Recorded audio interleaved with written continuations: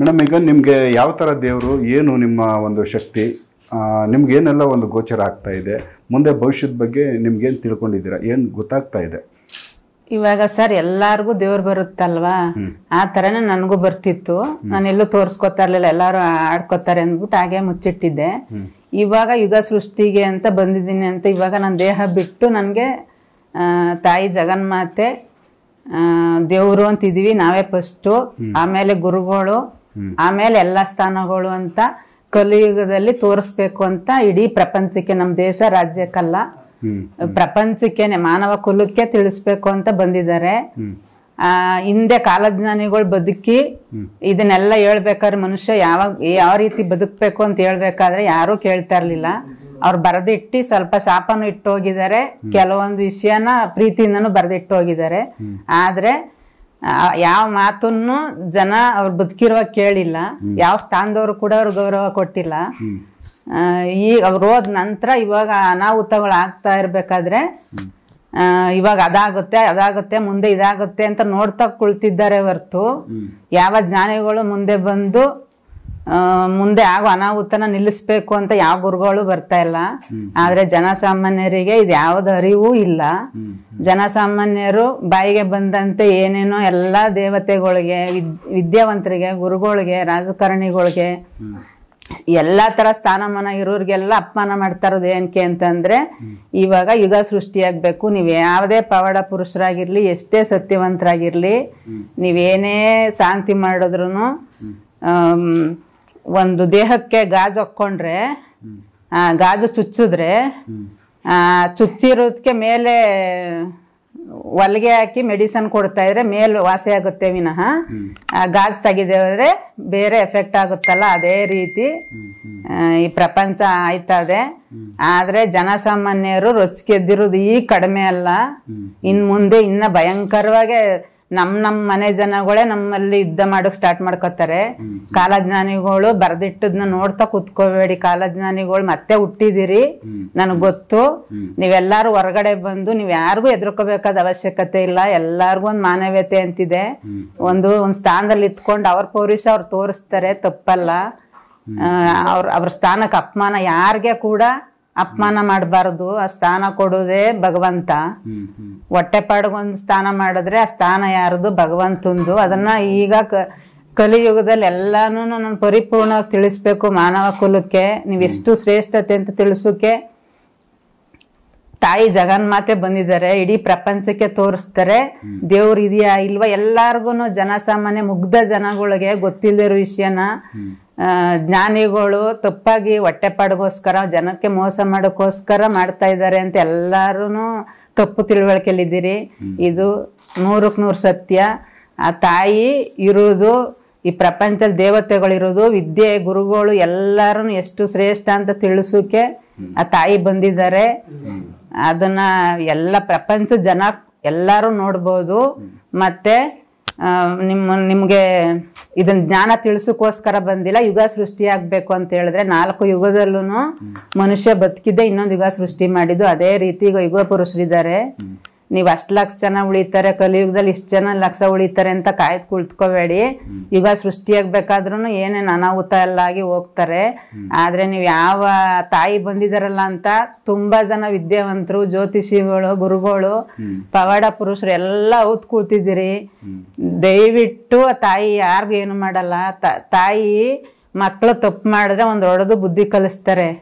ಅಕ್ಕಪಕ್ಕದ ಮನೆಯವ್ರು ಗೊತ್ತಿಲ್ದಂಗೆ ಬುದ್ಧಿ ಕಲಿಸಿ ಅವ್ರಿಗೆ ಮಕ್ಕಳು, ನನ್ನ ಮಕ್ಕಳು ಒಳ್ಳೆಯವರು ಅಂತಾರೆ. ಅದೇ ತರ ಗೌಪ್ಯವಾಗಿ ಆ ತಾಯಿ ಬಂದು ನಿಮ್ಗೆ ತಿಳುವಳಿಕೆ ಕೊಟ್ಟು ಪ್ರಪಂಚನ ಉದ್ಧಾರ ಮಾಡಿ. ಮಕ್ಕಳ ನೀವು ಹುಟ್ಟಿರೋದು ಏಂತಕ್ಕೆ, ನನ್ನ ಹೆಸರಿಗೆ ಅಪಮಾನ ಮಾಡ್ತಾ ಇದ್ದೀರಿ ಅಂತ ಒಂದು ಹೊಡಿಬಹುದು, ತಿಳುವಳಿಕೆ ಕೊಡ್ಬೋದು. ನಿಮ್ಮನ್ನ ಏನೂ ಮಾಡಲ್ಲ. ನಿಮ್ ಸ್ಥಾನ ನಿಮಗೆ ಕೊಡ್ತಾರೆ ತಾಯಿ.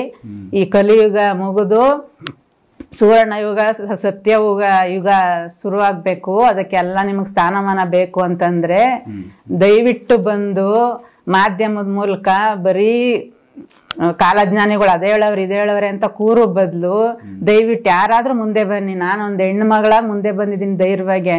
ಯಾರು ಹೆದರ್ಬೇಕಾಗಿಲ್ಲ. ನಾನು ಮುಂದೆ ಹೆಜ್ಜೆ ಇಟ್ಟಿದ್ದೀನಿ. ನಂತರ ನೀವೆಲ್ಲರೂ ಒಬ್ಬೊಬ್ಬರಾಗೆ ಬಂದು ಮಾಧ್ಯಮದ ಮೂಲಕ ಅನೌನ್ಸ್ ಮಾಡಬೇಕು. ಜ್ಞಾನಿಗಳು ಯಾರ್ಯಾರು ಇದ್ದೀರಾ, ನಿಮ್ಗೆ ಏನೇನು ಗೊತ್ತು, ಎಲ್ಲಾರು ಬಂದು ಯುಗ ಸೃಷ್ಟಿ ಮಾಡೋಣ ಬನ್ನಿ, ಎಲ್ಲ ಒಗ್ಗಟ್ಟಾಗೋಣ, ವಿದ್ಯೆಗೊಂದು ಮರ್ಯಾದೆ ಕೊಡೋಣ ಅಂತ ನೀವು ಜನಸಾಮಾನ್ಯರ ಮಾತಿಗೆ ಆಗಲಿ ಯಾವುದೇ ಮಾತಿಗೆ ಆಗಲಿ ನೀವು ತಲೆ ಕೆಡಿಸ್ಕೊಳ್ಳೋವಂಥದ್ದಿಲ್ಲ. ಈ ಸತ್ಯ. ನೀವು ದಯವಿಟ್ಟು ಬಂದು ಎಲ್ಲರೂ ಯುಗ ಸೃಷ್ಟಿ ಮಾಡಬೇಕು ಅಂತ ಮಾಧ್ಯಮದಲ್ಲಿ ಅನೌನ್ಸ್ ಮಾಡಿದಾಗ ನಾನು ಬರ್ತೀನಿ. ಆಮೇಲೆ ಯುಗ ಹೇಗೆ ಶುರು ಆಗುತ್ತೆ ಅಂತ ನೀವು ಕಾದು ನೋಡಿ. ಇಡೀ ಪ್ರಪಂಚನೇ ತಿರುಗಿ ನೋಡುವಂಥ ದೇಶ ಆಗುತ್ತೆ ಅಂತ ಹೇಳಿದ್ರು. ಅದು ಸತ್ಯ. ಒಂದು ಹೆಣ್ಣು ಮಗಳು ಬಂದು ತಾಯಿ ಜಗನ್ಮಾತೆ ಒಂದು ದೇಹದಲ್ಲಿ ಬರಬೇಕು ಅಂದರೆ ಯಾರೂ ಕೂಡ ಅಣಕಿಸುವಂಥ ಅವಶ್ಯಕತೆ ಇಲ್ಲ. ಆ ತಾಯಿ ಕಲ್ಲಲ್ಲಿ, ಭೂಮಿಲಿ, ಮರದಲ್ಲಿ, ಒಂದು ಪ್ರಾಣಿ ಪಕ್ಷಿಲಿ, ಮಾನವ ಆತ್ಮದೆಲ್ಲ ಇರ್ತೀನಿ ಅಂತ ಹೇಳಿದ್ರು. ಯಾರಿಗೂ ತಿಳುವಳಿಕೆ ನೀವು ಗುರುಗಳ ಕೊಡ್ತಾ ಇಲ್ಲ. ಆದರೆ ಒಬ್ಬ ಕಲ್ಲಿನ ಮೂರ್ತಿಲಿ ಬಂದು ಭಗವಂತ ನನ್ನ ಕಷ್ಟ, ನಾವು ನೋವು ನಲಿವು ಅಂತ ಹೇಳ್ಕೊಳ್ಳಲ್ಲ.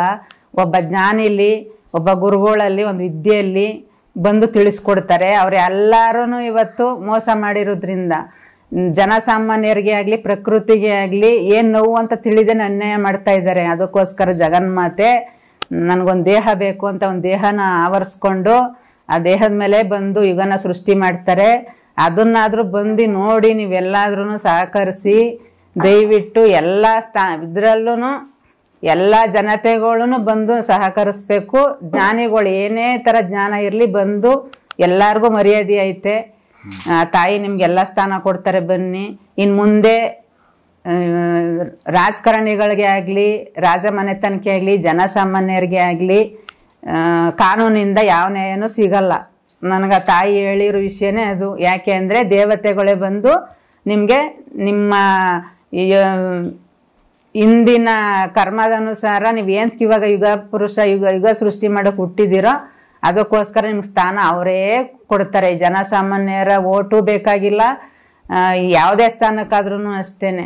ಅದಕ್ಕೆ ಉದಾಹರಣೆಯಾಗಿ ಇವಾಗ ಪೊಲೀಸು ಬೇರೆ ಬೇರೆ ಕೆಲಸಕ್ಕೆಲ್ಲ ಲಂಚ ತಗೋತಾರೆ ಅಂತ ಹೇಳ್ತಿರಲ್ಲ, ಅದೇ ಥರ ಇಂತಿಂಥ ಸೀಟ್ ಇಂಥದ್ದು ಕೂತ್ಕೊಳ್ಳ ಅಂತಲೇ ಅವರು ಬಂದು ಕೂರಿಸ್ತಾರೆ. ಯಾರೂ ಸಲಾಮ ಹೊಡಿಬೇಕಾಗಿಲ್ಲ.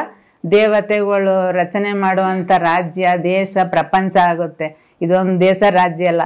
ಇದನ್ನು ತಿಳಿಸೋಕೆ ಸಲುವಾಗೇನೆ ಇವಾಗ ಪ್ರಧಾನಮಂತ್ರಿಗಳು ನಾವು ಒಬ್ಬರೇ ಬದುಕೋಕ್ಕಾಗಲ್ಲ, ನಾವು ಒಬ್ಬರಿಂದನೇ ಎಲ್ಲ ನಮ್ಮ ದೇಶದಿಂದನೇ ಸಾಮಾನ್ಯ ಜನಗಳೇ ಆಗಲಿ ನಮ್ಮ ದೇಶನೇ ಆಗಲಿ ನಡೆಸೋಕ್ಕಾಗಲ್ಲ ಅಂತ ಎಲ್ಲ ದೇಶದ ಅಧ್ಯಕ್ಷರು ಬೇಕು, ನಾವೊಂದು ಕೊಡಬೇಕು, ಅವರೊಂದು ತಗೋಬೇಕು, ಬಾಂಧವ್ಯ ಬೆಳಿಬೇಕು ಅಂತ ತೋರಿಸ್ಕೊಟ್ರು. ನೀವು ಅವಾಗೂ ಅರ್ಥ ಮಾಡ್ಕೊಂಡಿಲ್ಲ. ಭಾರತ ಅನ್ನೋದಕ್ಕೆ 100 ಜನ 100 ಥರ ಅರ್ಥ ಹೇಳ್ತಾರಪ್ಪಾಜಿ. ಇವಾಗ ಒಬ್ಬ ಮನುಷ್ಯನಿಗೆ ನನಗೆ ನಾನು ಒಂದು ಹೆಸರಲ್ಲಿದ್ದೀನಿ, ಒಂದು ತಾಯಿ, ಒಂದು ಹೆಂಡತಿ, ಒಂದು ಮಗಳು, ಒಂದು ಅಕ್ಕ ತಂಗಿ, ಹೇಗೋ ಹಂಗೆ ಒಬ್ಬೊಬ್ಬರು ಒಂದೊಂದು ಉಚ್ಚಾರಣೆಯಲ್ಲಿ ಕರೀತಾರಲ್ಲ ಭಾರತ ಅಂತ. ಯಪ್ಪ ಮಾಡೋಕೆ ಹೊರಟಿರೋದು ಏನೂ ತಪ್ಪಿಲ್ಲ. ಅವರೆಲ್ಲರೂ ತಿಳ್ಕೊಂಡೇನೆ ಗುರುಗಳಿಂದ ಅವ್ರು ಮಾಡ್ತಾ ಇರೋದು ಭಾರತ ಅನ್ನೋದೇನೆ ಇದು. ಯಾಕೆ ಅಂದರೆ ಅದ್ರ ಅರ್ಥ ಎಲ್ಲನೂ ಸಂಪೂರ್ಣ ಮುಂದೆ ತಿಳಿಸ್ಕೊಡ್ತೀನಿ. ಏನಕ್ಕೆ ಅಂತ ಅವ್ರು ಮಾಡೋಕ್ಕೆ ಹೊರಟಿರೋದೆಲ್ಲ ಒಳ್ಳೇದೇ. ಆದರೆ ನೀವು ಅವರಿಂದ ಒಂದು ಸ್ಥಾನದಲ್ಲಿ ಇರೋರು ಕೊಡುವಂಥ ಒಂದು ಒಳ್ಳೆಯದು ಉಪಯೋಗಗಳನ್ನ ನೀವು ಬೇಕಾದನ್ನ ತಗೊಂಡು ಬೇಡದರನ್ನ ಬಿಡಬೇಕು. ಅವರು ಉಚಿತವಾಗಿ ಏನು ಬೇಕಾದರೂ ಕೊಡ್ತಾರೆ ಒಂದು ಸ್ಥಾನದಲ್ಲಿ ಕೂತ್ಕೊಂಡು. ಆದರೆ ನೀವು ಯಾವುದನ್ನು ತಗೋಬೇಕು ಯಾವುದನ್ನು ಬಿಡಬೇಕು ಅಂತ ಅರ್ಥ ಮಾಡ್ಕೋದನ್ನೇ ಎಲ್ಲ ಅನಾಹುತಗಳು ಮಾಡ್ಕೋತಾ ಇದ್ದೀರಿ. ಒಂದು ಸ್ಥಾನದಲ್ಲಿ ಕೂತ್ಕೊಂಡು ಆ ತಾಯಿನೇ ನಿಮಗೆಲ್ಲ ಸಾಮಾನ್ಯ ಜನರಿಗಾಗಲಿ, ಪ್ರಾಣಿ ಪಕ್ಷಿಗಳು, ಭೂಮಿ, ಈ ಥರ ಎಲ್ಲರಿಗೂ ಬೇಕಾಗಿರೋದು ಮನುಷ್ಯನಿಂದನೇ. ಮನುಷ್ಯನ ಜನ್ಮನೇ ಶ್ರೇಷ್ಠತೆ. ಮುಂದೆ ನೆಕ್ಸ್ಟ್ ಈಗ ಪ್ರೆಸೆಂಟ್ ಆಗಿರೋದು ಬೇಡ, ಮುಂದೆ ಏನೆಲ್ಲ ಸಂಭವಿಸ್ತವೆ? ಮನೇಲೇ ಯುದ್ಧ ಆಗುತ್ತೆ ಸರ್. ಯಾವ ಥರ ಅಂದರೆ ಅಣ್ಣ ತಮ್ಮದಿರು, ಗಂಡ ಹೆಂಡತಿ, ಅಪ್ಪ ಮಕ್ಕಳಿಗೇನೆ ಯುದ್ಧಗಳು, ಜಗಳಗಳು, ಮನೆಯಲ್ಲಿ ಕಲಹಗಳು, ಮದುವೆಗಳಾಗಲ್ಲ, ಮುಂದಕ್ಕೆ ಜನ್ರೇಷನ್ ಇರಲ್ಲ. ಆ ಥರ ಎಲ್ಲ ಸೃಷ್ಟಿ ಮಾಡ್ತಾರೆ. ಅದು ಮಾಡ್ತಾ ಇರೋದೇ ದೇವತೆಗಳು. ಯಾಕೆ ಅಂತಂದರೆ ಅವ್ರು ಇವಾಗ ಬಂದಿದ್ದಾರಲ್ಲ ನಮ್ಮನ್ನು ಗುರುತಿಸಿ ಅಂತ. ನಮಗೆ ಏನು ಸ್ಥಾನಮಾನ ಸಿಗ್ತಾ ಇಲ್ಲ ನನ್ನ ಮನೆಯಲ್ಲಿ. ಭೂಮಿ ಇವಾಗ ಏಲಿಯನ್ಸ್ ಅಂತ ಹೇಳ್ತಾರಲ್ವಾ ವಿಜ್ಞಾನಿಗಳು, ಆ ಏಲಿಯನ್ಸ್ ಅನ್ನೋದು ಯಾರು ಅಂತಂದ್ರೆ ಹೇಳ್ತೀನಿ, ದೇವತೆಗಳು ಮತ್ತೆ ಆತ್ಮಗಳು ಅಂತ ಹೇಳ್ತಾರಲ್ಲ, ಪ್ರೇತಾತ್ಮ, ಭೂತ ಏನೇನೋ ಹೇಳ್ತಾರೆ.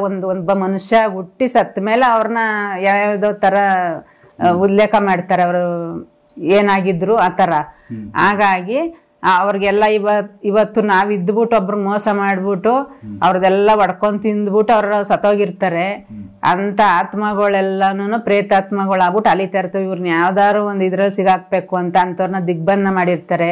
ಇಲ್ಲ ಕೆಲವೊಂದು ನಮ್ಮ ಹತ್ರ ಬರ್ದನೆ ಮಾಡ್ಕೊಂಡಿರ್ತಾರೆ, ಅಂಥವರೆಲ್ಲ ಇಂಥ ಇದ್ರಲ್ಲಿ ಬಂದು ಸೇಡ್ ತೀರ್ಸ್ಕೊತಾ ಇರೋದು.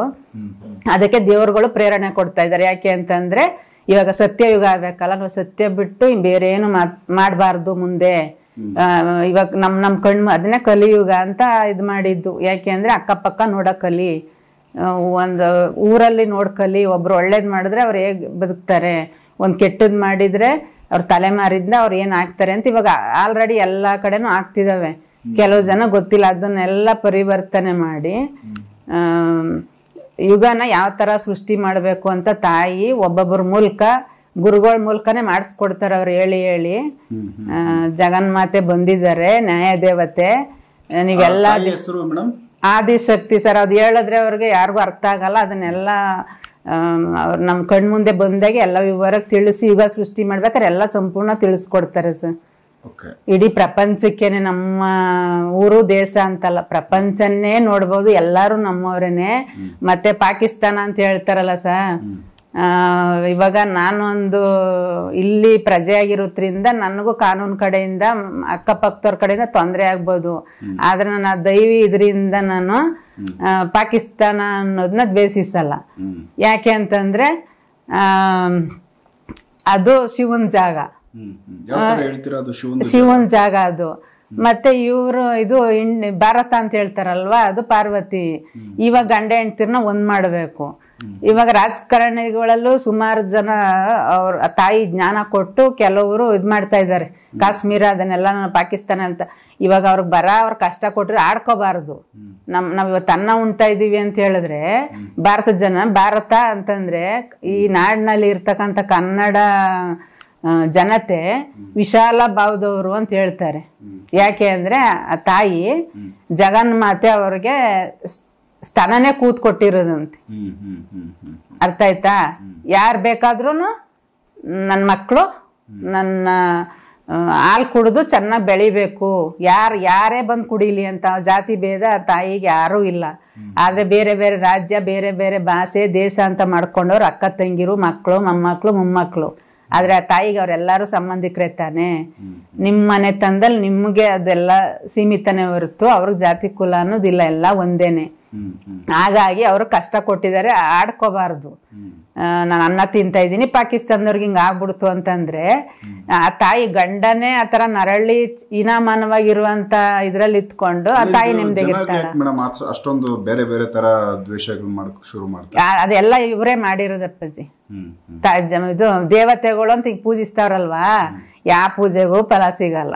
ಓಕೆ, ಈಗ ನೆಕ್ಸ್ಟ್ ಈಗ ಕಲ್ಕಿ ಅವತಾರ ಬರುತ್ತೆ. ನೆಕ್ಸ್ಟ್ ಎಲ್ಲ ಹುಟ್ಟಿದಾರಪ್ಪಾಜಿ, ಎಲ್ಲ ಹುಟ್ಟಿದ್ದಾರೆ. ಸರಿ, ಎಲ್ಲಿದ್ದಾರೆ, ಯಾವ ತರ ನಿಮ್ಗೆ ಅದನ್ನೆಲ್ಲ ಇವಾಗ ಜಾಗ ಎಲ್ಲ ಹೇಳೋಕ್ಕಾಗಲ್ಲ. ಎಲ್ಲಾನು ಕರೆಸ್ಬಿಟ್ಟು ನನಗೊಂದು ಅವಕಾಶ ಕೊಟ್ಟು ಎಲ್ಲ ಬರ್ಬೇಕು.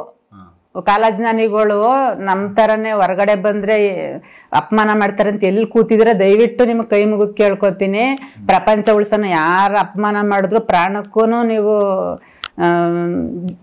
ನನ್ನ ಪ್ರಾಣಕ್ಕೇನಾದ್ರೂ ಅಪಾಯ ಆಗುತ್ತೆ ಅಂತಾನು ನೀವು ಚಿಂತೆ ಮಾಡಬೇಡಿ. ಈ ದೇಶ ಉಳಿಸೋಣ, ಭಾರತಾಂಬೆ ಉಳಿಸೋಣ. ಫಸ್ಟ್ ಭೂಮಿ ತಾಯಿ ಇದ್ರೆ ನಾವು ನೀವು ದೇವತೆ ಎಲ್ಲರೂ ದಯವಿಟ್ಟು ಅರ್ಥ ಮಾಡ್ಕೊಳ್ಳಿ. ನಿಮ್ಗೆ ಎಷ್ಟೇ ತಿಳಿದಿರ್ಲಿ, ಮುಂದಿನ ತಿಳುವಳಿಕೆ ಎಲ್ಲ ನಾನು ದಯವಿಟ್ಟು ಕೊಡ್ತೀನಿ. ಜಗನ್ಮಾತೆನೇ ನನ್ನ ಹತ್ರ ಇದ್ದಾರೆ. ಮತ್ತೆ ಈ ಮುಷ್ಟಿಲಿ ಪ್ರಪಂಚನೇ ಮುಷ್ಟಿಲ್ಲದೆ ಅಂತ ತಾಯಿ ನನ್ನ ದೇಹದ ಮೇಲೆ ಆವರಿಸ್ಕೊಂಡಾಗ ಹೇಳ್ತಿದ್ರು, ನಂಗೆ ಅರ್ಥ ಆಯ್ತಾ ಇರ್ಲಿಲ್ಲ. ಇವತ್ತೆಲ್ಲ ತಿಳ್ಕೊಂಡಿದೀನಿ. ಸತ್ಯ. ಎಲ್ಲರೂ ಬನ್ನಿ ಚರ್ಚೆ ಮಾಡೋಣ, ಒಳ್ಳೆ ರೀತಿಲಿ ಚರ್ಚೆ ಮಾಡಿ ಈ ಪ್ರಪಂಚ ಉಳಿಸೋಣ. ಯಾಕಂದ್ರೆ ಭೂಮಿ ತಾಯಿ ಮುಂದೆ ಇರಲ್ಲ.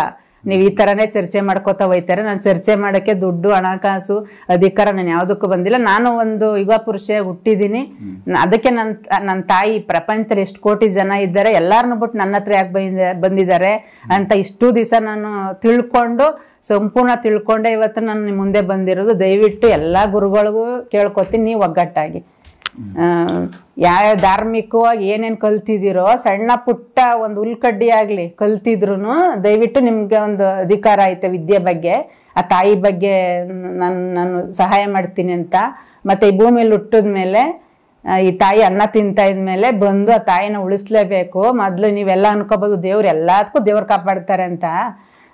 ಒಂದು ಕಲ್ಲು ವಿಗ್ರಹದಲ್ಲಿ ತಾಯಿನ ನೋಡಿ ಒಂದು ಪೂಜಾರಿ ಇಟ್ಟು ಮಾಡಿದ್ರೇನೆ ಆ ತಾಯಿಗೆ ನೀವೆಲ್ಲ ಹೋಗ್ಬಿಟ್ಟು ನಮಸ್ಕಾರ ಮಾಡೋದು. ಆ ತಾಯಿ ಕಲ್ಲಿಂದನೇ ಮಾಡ್ಕೊಬಿಡಲ್ಲ. ಹಂಗೆ ಯುಗ ಸೃಷ್ಟಿ ಮಾಡಬೇಕು ಅಂತ ಅಲ್ಲಲ್ಲೇ ಮಾಡ್ತಾ ಇದ್ರು. ಯುಗ ಸೃಷ್ಟಿ ಮಾಡಬೇಕು ಅಂತ ತಾಯಿ ಬಂದಿದ್ದಾರೆ ಅಂದಾಗ ಒಳ್ಳೆ ರೀತಿಲಿ ಚರ್ಚೆ ಮಾಡಲಿ, ಪ್ರತಿಯೊಬ್ಬರಿಗೂ ಆ ತಾಯಿ ಎಲ್ಲ ಚರ್ಚೆಗೂ ಇದು ಮಾಡಿ ಅವ್ರಿಗೆ ಜ್ಞಾನ ಕೊಟ್ಟು ಅವ್ರ ತಿಳುವಳಿಕೆ ಅವ್ರಿಗೆ ಎಲ್ಲ ಕೇಳಲಿ ಪ್ರಶ್ನೆನ. ಇವಾಗ ಗುರುಗಳು ಅಂದ್ರೆ ನಾವು ಕಾಲಜ್ಞಾನಿಗಳು ಅಂತಿದಾರಲ್ಲ, ಅವ್ರಿಗೂ ಅಲ್ಪ ಸ್ವಲ್ಪ ಗೊತ್ತಿರುತ್ತೆ. ಆ ತಾಯಿ ಬೆಟ್ಟ ಅಪ್ಪಾಜಿ, ಬೆಟ್ಟದಲ್ಲಿ ಎಷ್ಟೊಂದು ಗಿಡ, ಮುಳ್ಳು, ಕಲ್ಲು, ಮರ, ಗಿಡ, ಹುಲ್ಲು ಎಲ್ಲ ಇರುತ್ತಲ್ವ ಅಪ್ಪಾಜಿ. ಅದರಲ್ಲಿ ಆ ತಾಯಿ ಅವ್ರಿಗೆ ಅದೃಷ್ಟವಂತರು ಅಂತಂದ್ರೆ ಏನ್ ಹೇಳ್ತಾರೆ, ನಾವು ಇದನ್ನೇ ಮಾಡ್ಬೇಕಿಲ್ಲಿ ಅಂತ ಬಂದಿರ್ತಾರಲ್ಲ, ಅಂತ ಅದೃಷ್ಟವಂತರಿಗೆ ನಾವು ಇದೇ ತರ ಸ್ಥಾನ ಬೇಕು ಅಂತ ಬಂದು ಅದನ್ನ ಮಾಡ್ತಾ ಇದಾರಲ್ಲ, ಅಂತವ್ರಿಗೆ ಒಂದ್ ಸ್ವಲ್ಪನಾದ್ರೂ ಕೊಟ್ಟಿರ್ತಾರೆ, ಇಲ್ಲ ಬುಡ ಸಮೇತ ಕಿತ್ಕೊಟ್ಟಿರ್ತಾರೆ. ಅವ್ರಲ್ಲಿ ಪೂರ್ಣ ಜ್ಞಾನ ಇರುತ್ತೆ. ಅವ್ರು ಕಲ್ತಿರ್ತಾರೆ ವಿದ್ಯೆನ. ಏನಾದ್ರು ಒಂದ್ ಮಾಡ್ಬೇಕು ಅವ್ರು ಏನೇ ಕಲ್ತಿರ್ಲಿ ವಿದ್ಯೆನ, ಅರ್ಥ ಆಯ್ತಾ? ಅವ್ರ ಜೀವನಕ್ಕೆ ಆಗ್ಲಿ, ಒಂದ್ ಪ್ರಪಂಚ ಉಳಿಸ್ಬೇಕು, ಯಾವ್ದಕ್ಕೆ ಆಗ್ಲಿ. ಹಂಗೆ ಇನ್ನ ಸುಮಾರು ಜನ ಇರ್ತಾರೆ, ಅವ್ರಿಗೆಲ್ಲ ಒಂದ್ ಎಲೆನೋ, ಒಂದ್ ಕಲ್ಲು, ಒಂದ್ ಮಳ್ಳು, ಒಂದ್ ಹೂವನ, ಒಂದ್ ಹಣ್ಣು ಆ ತರ ಕೊಟ್ಟಿರ್ತಾರೆ. ಅವ್ರಿಗೆ ಎಷ್ಟು ಕೆಪಾಸಿಟಿನೋ ಅಷ್ಟು ಅವರು ಕಲ್ತಿರ್ತಾರೆ. ಅವ್ರು ತಪ್ಪಲ್ಲ, ಅದ್ರಿಂದನೂ ಏನೋ ಒಂದ್ ಆಗುತ್ತಲ್ವಾ. ಅಂತವ್ರೆಲ್ಲ ಎದ್ರಕೊಂಡ್ ಕೂತವ್ರೆ. ನಾವು ಯಾರೋ ಗುರುಗಳು ಕೊಟ್ಟಿದ್ದು ಬುಕ್ಕಲ್ಲಿ ಬರ್ದಿದ್ನ ಮಾತ್ರ ನಾವು ತಿಳ್ಕೊಂಡು ಹೇಳ್ತಾ ಇದೀವಿ. ಇವತ್ತು ಯುಗ ಸೃಷ್ಟಿಗೆ ಅಂದ್ರೆ ದೇವ್ರು ಬಂದವ್ರೆ ಅಂತಂದ್ರೆ ನಮ್ಮನ್ನ ಏನ್ ಮಾಡ್ಬಿಟ್ಟಾರಂತ. ಯಾರಿಗೆ ಕೆಟ್ಟವರಲ್ಲಿ ಒಳ್ಳೆಯವರಲ್ಲಿ ಭಗವಂತ ಸೃಷ್ಟಿ ಮಾಡಿರೋದೇ ಪ್ರಪಂಚದಲ್ಲಿ ಮನಸ್ಸು ಎಲ್ಲಾರ್ಗು ಮಕ್ಕಳ ತರನೇ ತಾಯಿಗೆ. ಆದ್ರೆ ಯಾರು ಹೆದರ್ಕೊಳ್ಳೋ ಅವಶ್ಯಕತೆ ಇಲ್ಲ. ಯುಗ ಸೃಷ್ಟಿ ಮಾಡ್ಬೇಕಾದ್ರೆ ಒಂದು ಹುಲ್ಕಡ್ಡಿನೂ ಬೇಕು, ಒಂದು ಇದು ಬೇಕು. ಆ ತಾಯಿ ಬೆಟ್ಟ ನನ್ನ ಕೈಲೇ ಕೊಟ್ಟಿದ್ದಾರೆ ಅಂತ ಹೇಳ್ತೀನಿ. ಯಾಕೆಂದ್ರೆ ಆ ತಾಯಿ ಇಲ್ದೆ ನಾನಿಲ್ಲ, ನಾನಿಲ್ದೆ ಆ ತಾಯಿ ಇಲ್ಲ, ಇಬ್ರು ಒಂದೇನೆ. ಅದಕ್ಕೆ ನಾವು ಅಂತ ಹೇಳ್ಕೊತೀನಿ. ಆ ತಾಯಿ ಇಲ್ದೆ ನಾನಿದ್ದಿಲ್ಲ. ನನ್ನ ದೇಹನವ್ರು ಸಿಂಹಾಸನ ಮಾಡ್ಕೊಂಡಿದ್ದಾರೆ. ಈ ಸಿಂಹಾಸನ ಅಂದ್ರೆ ಇದು ಒಣಮರದ ಚೇರ್ ಬೆಲೆ ಇಲ್ಲ ಅಂತ ಹೇಳ್ತಿರಲ್ಲ. ಇವಾಗ ಒಂದ್ ಸ್ಥಾನಕ್ಕೆ ಒಣಮರದ ಚೇರೆ ತಾನೆ ಆ ಸ್ಥಾನ, ಮನುಷ್ಯನ್ಗಲ್ಲ ಅಲ್ವಾ. ಆ ಸ್ಥಾನಕ್ಕೆ ಹೋಗೋದ್ ಮನುಷ್ಯ ಕುತ್ಕೊಂಡ್ರೇನೆ ಅದು ಒಂದು ಮಂತ್ರಿ ಸ್ಥಾನನೋ, ಒಂದ್ ಕಸ ಗುಡಿಸೋ ಸ್ಥಾನನೋ, ಒಂದ್ ಲಾಯರೋ ಆ ತರ ಹೇಳ್ತೀವಲ್ವ. ಅದೇ ತರ ತಾಯಿ ನನ್ನನ್ನ ಸಿಂಹಾಸನವಾಗಿ ಸ್ವೀಕರಿಸೋಕೆ ಒಪ್ಕೊಂಡಿದ್ದಾರೆ. ನಾನು ಒಪ್ಕೊಂಡ ತಾಯಿಗೆ ನನ್ನ ಮನಸ್ಸಲ್ಲಿ ಜಾಗ ಕೊಟ್ಟಿದ್ದೀನಿ. ಇನ್ ಮುಂದಕ್ಕೆ ಯುಗ ಸೃಷ್ಟಿಯಾಗಬೇಕು. ಮುಂದೆ ಆಗೋ ಯುಗ ಸೃಷ್ಟಿನೂ ಹೇಳ್ತೀನಿ. ಹಿಂದೆ 4 ಯುಗದಲ್ಲೆಲ್ಲ ಇರ್ತಕ್ಕಂಥ ರಾಜಮನೆ ತಂದವರೇ ಆಗ್ಲಿ, ಜನಸಾಮಾನ್ಯರಾಗ್ಲಿ ಇಟ್ಟಿರುವಂತ ಹಣ, ಐಶ್ವರ್ಯ, ಒಡವೆ, ಚಿನ್ನ ಎಲ್ಲಾನು ದಿಗ್ಬಂಧ ಮಾಡಿಟ್ಟಿದ್ದಾರೆ. ಯಾಕೆ ಅಂದ್ರೆ ನಾವು ಇನ್ನೊಂದು ಯುಗಕ್ಕೆ ಬಂದಾಗ ನಮ್ಗೆ ಆಗ್ಲಿ ಅಂತ ಆಸೆ ಬುರುಕ್ತನದಿಂದನೂ ಇರ್ಬೋದು, ಸ್ವಾರ್ಥದಿಂದನೂ ಇರ್ಬೋದು, ನಿಸ್ವಾರ್ಥದಿಂದನೂ ಇರ್ಬೋದು. ಯಾಕೆಂದ್ರೆ ಇದು ಬೇರೆಯವ್ರ ಪಾಲ್ ಆಗ್ಬಾರ್ದು ಅಂತಾನು ಇದೆ. ಒಳ್ಳೇದು ಕೆಟ್ಟದ್ದು ಎಲ್ಲ ಇದೆ ಅದರಲ್ಲಿ. ಇದಾಗಬಾರ್ದು. ನಾವು ಇನ್ ಮುಂದೆ ಯುಗಕ್ಕೆ ಬಂದಾಗ ನಾವು ಅದನ್ನ ತಗೊಂಡು 4-6 ಜನಕ್ಕೆ ಉಪಯೋಗ ಆಗ್ಬೇಕು ಅಂತ. ಇವಾಗ ಅದನ್ನ ಮಾಂತ್ರಿಕರು ಹುಡುಕಿ ಇದ್ ಮಾಡುವಾಗ ಅವೆಲ್ಲ ಸಿಗಲ್ಲ ಅವ್ರಿಗೆ. ಇವಾಗ ಇದು ಸರ್ಕಾರದಿಂದನೇ, ಸರ್ಕಾರನೂ ಅದನ್ನ ತೆಗಿತಾ ಇಲ್ಲ. ಒಂದು ಈಗ ತಾಯಿನೇ ಬಂದು ಅದ್ರಿಗೆ ಒಡೆಯ ಯಾರು ಅಂತ ತಿಳಿಸ್ಕೊಡ್ತಾರೆ. ಅವರೇ ತಿಳಿಸ್ಕೊಡ್ತಾರೆ. ಇಂಥ ಕಡೆನೇ ಇದಾರೆ ಅವರು. ಹೋಗಿ ಅಂತ ಯುಗ ಪುರುಷರು ಹುಟ್ಟಿದ್ದಾರೆ, ಕಾಲಜ್ಞಾನಿಗಳು ಇದಾರೆ, ಅದನ್ನೆಲ್ಲ ಕಂಡಿಡಿಯಂತವ್ರು. ಅವ್ರ ಮೂಲಕನೇ ಅನ್ನಕ್ಕೆ ದಾರಿ ಮಾಡ್ಕೊಡ್ಬೇಕಂತ ಜಗನ್ಮಾತೆ 9 ಜನ ಸೃಷ್ಟಿ ಮಾಡಿದ್ದು. ನಾನು ಕುತ್ಕೊಂಡು ನೀವು ಕೆಲಸ ಯುದ್ಧಗಳನ್ನ ಮಾಡ್ಬಿಟ್ಟು ನಾ ರಾಣಿ ತರ ಇರ್ಬೇಕು ಅಂತಲ್ಲ ತಾಯಿ ಮಾಡಿದ್ದು. ದಶ ದಿಕ್ಕುಗಳಲ್ಲಿ ನಾವು ದಶಾವತಾರವಾಗಿ ಏನೇ ಒಂದ್ ಇದು ಬಂದ್ರು ಮಾನವ ಕುಲಕ್ಕೆ ಒಳ್ಳೇದ್ ಮಾಡ್ಬೇಕು ಅಂತ 8 ದಿಕ್ಕು, 8 ದಿಕ್ಕು ಅಂತಾರಲ್ವ, 10 ದಿಕ್ಕು. 10 ದಿಕ್ಕಲ್ಲಿ 9 ದಿಕ್ಕಲ್ಲಿ 9 ದೇವತೆಗಳನ್ನ ಸೃಷ್ಟಿ ಮಾಡಿ ತಾಯಿ ಅವ್ರನ್ನ ಬಿಟ್ಟು ಈ ತಾಯಿ ಆದಿಶಕ್ತಿಯಾಗಿ ಭೂಮಂಡಲದಲ್ಲಿ ಕುತ್ಕೋತಾರೆ. 9 ಜನಗಳು ಯುದ್ಧ ಮಾಡೋದನ್ನ ನೋಡಿ ಭೂಮಂಡಲದಿಂದ ಯಾವ ಕಡೆಯಿಂದ ದುಷ್ಟಶಕ್ತಿಗಳು ಬರ್ತವೆ, ನಿಮ್ಗೆ ಯಾವ ತರ ಅಪಾಯ ಆಗುತ್ತೆ ಅಂತ ಈ ತಾಯಿದಿರಿಗೆ ಹೇಳ್ಕೊಡೋಕೆ. ಹಾಗೆ ಇವತ್ತು ಕೂಡ ಯಾರ ಹೊಟ್ಟೆ ಮೇಲೂ ಹೊಡೆದು ನಾನೇ ಬದುಕ್ಬೇಕು ಅನ್ನೋ ಇಲ್ಲ ಅಂತ ತಾಯಿನ ಜಗನ್ಮಾತೆ ಎಲ್ಲ ತಿಳಿಸ್ಕೊಟ್ಟಿದ್ದಾರೆ. ಹಾಗೆ ಪ್ರತಿಯೊಬ್ಬ ಸ್ಥಾನಕ್ಕೂ ಏನ್ ಬೆಲೆ, ಅವರಿಂದ ಏನು ಉಪಯೋಗ, ಹಾಗೆ ಎಲ್ಲಾರ್ಗು ಅನ್ನಕ್ಕೆ ದಾರಿ ಮಾಡಿಕೊಟ್ಟು ಎಲ್ಲೆಲ್ಲಿ ಜ್ಞಾನಿಗಳಿದ್ದಾರೆ ಎಲ್ಲಾರನ್ನು ಒಗ್ಗೂಡಿಸಿ ಅವ್ರಿಗೇನೆ ಅವರಿಂದಾನೆ ಅವ್ರಿಗೆಲ್ಲ ಸರ್ಕಾರದ ಕೆಲಸ. ಇನ್ ಮುಂದೆ ಅವ್ರಿಗೆ ಈ ತಾಯಿ ಅವರಲ್ಲಿ ಏನಿದೆ ಶಕ್ತಿ, ಅವ್ರು ಓದಿರೋದು ಅವರು ಇದಲ್ಲ, ಆ ತಾಯಿ ಗುರ್ತಿಸ್ತಾರೆ ಅವ್ರನ್ನ. ನಿಮ್ಮಲ್ಲಿ ಏನ್ ಶಕ್ತಿ ಇದೆ, ನೀವ್ಯಾರು, ಈ ಪ್ರಪಂಚಕ್ಕೆ ನೀವೇನ್ ಆಗ್ತೀರಾ ಅಂತ ಹೇಳಿ ಗುರುತಿಸಿ ಅವ್ರನ್ನ ಬಿಡ್ತಾರೆ. ಅವ್ರು ಅದನ್ನ ಇದ್ ಮಾಡ್ಬೇಕು. ಮತ್ತೆ ಭೂಮಿಲಿ ಇರೋದೆಲ್ಲ ತೆಗಿಬೇಕು. ಅದನ್ನೇ ಇವಾಗ ಭೂಕಂಪ ತರ ಆಗ್ತಾ ಇರೋದು. ಏನೈತೆ ಭೂಮಿಯಲ್ಲಿ ತೆಗಿಯೋದಕ್ಕೆ? ಚಿನ್ನ, ವಜ್ರ ಅದೆಲ್ಲ ಇದೆ ಸರ್. ಈ ಭೂಕಂಪ ಆಗೋದ್ರಿಂದ ಯಾವ ತರ? ಯಾಕೆ ಅಂದ್ರೆ ಅದಕ್ಕೆ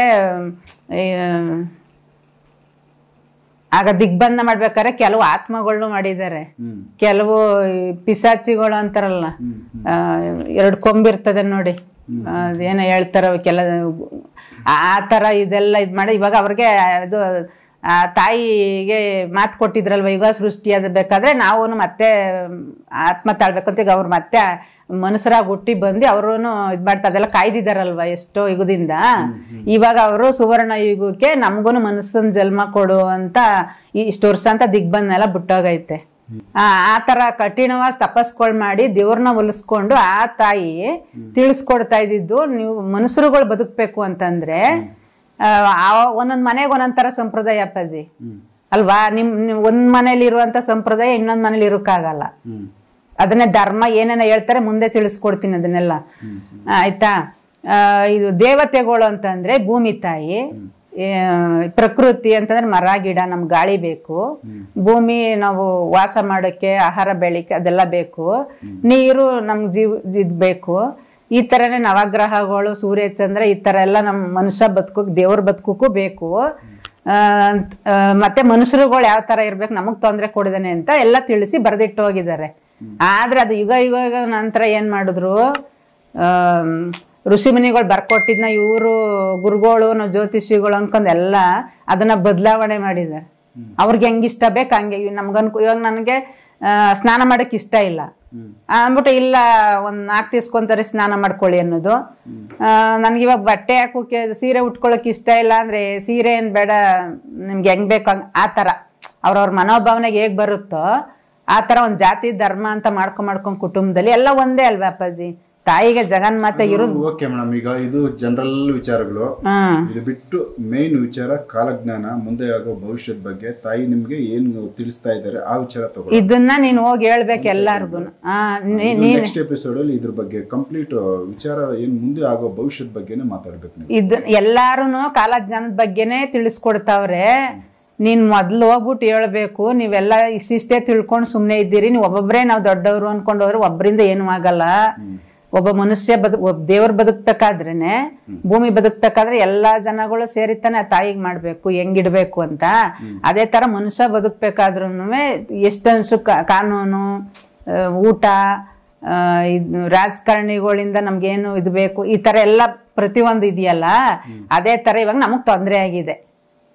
ಅದನ್ನೇ ಏಲಿಯನ್ಸ್ ಬಂದು ಅಮೇರಿಕದಿಂದ ಹೇಳ್ತಾರೆ, ಏಲಿಯನ್ಸ್ಗಳು ಬಂದು ನಮ್ಮ ಇದು ಜಾಗ ಇದು ಅಂತ ಹೊಡ್ಕೊಳಕ್ ಬರ್ತಾವ್ರೆ, ಅವ್ರು ಬಿಟ್ಕೊಡ್ಬೇಕು ಅಂತ ಅವ್ರ ಭಾಷೆಯಲ್ಲಿ ಹೇಳ್ತಾವ್ರಲ್ವಾ, ಅದು ಸತ್ಯ. ಅವರು ಏಲಿಯನ್ಸ್ ಅಂತ ಹೇಳ್ತಾವ್ರೆ.